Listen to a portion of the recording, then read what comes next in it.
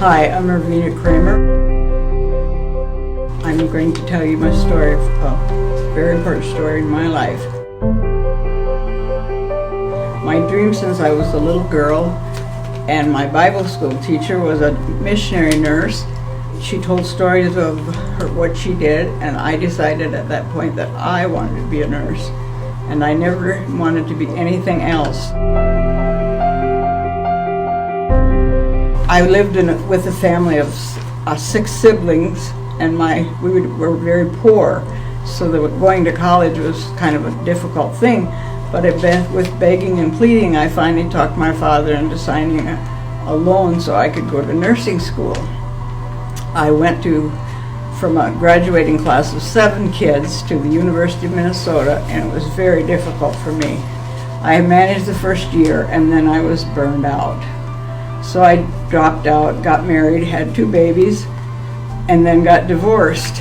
And I was working in nights, living on welfare with my 2 babies, and working nights, and I was really, really having a tough time. But every Sunday morning I would dress up my 2 babies and go to church. Sit very close to the front so that I thought that would help me to stay awake.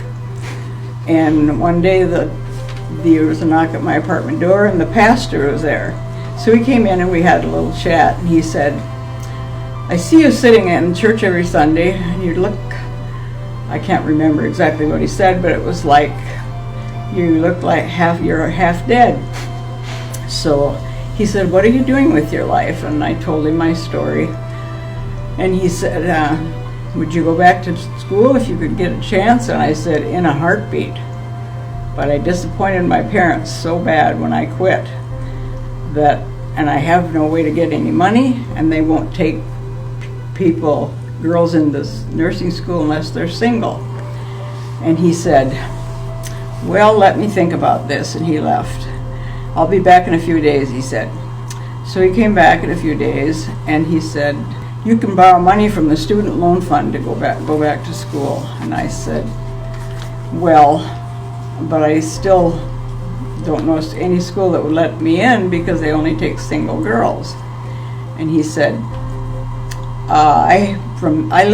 grew up in Mitchell. My family lives there, and I happen to know the director of the School of Nursing, so I will talk to her and see what I can do." And about 5 days later, he had made arrangements to take me to Mitchell with him. So he took me down there and introduced me to the director, and she interviewed me and we talked, and then she let me fill out an application, and she accepted me into the school. And he was my angel. I was so amazed to get back in school and be able to have my dream come true. So I went back and rearranged all my things to get moved down there. He even offered to help me move my stuff because I had disappointed my parents so much by quitting school. But he was the angel that made it happen. But my parents got back on board after they found out it was really going to happen. And then I had a lot of other angels that helped me, my babysitter and my family and several friends. And so then after I graduated, of course, I worked 43 years as a registered nurse and worked very hard, laughed a lot, cried a lot, loved every day of it. And about, 10 years later, I had the amazing opportunity to see him again. My sister lived in Mitchell, and he came back there to visit his sister, and she found out about this, so I got to see him again to tell him what a difference he made in my life. I would have probably been on welfare till my kids were grown up, and then lived in poverty after that.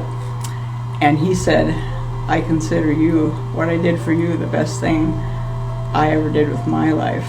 And we had a really little crying time together.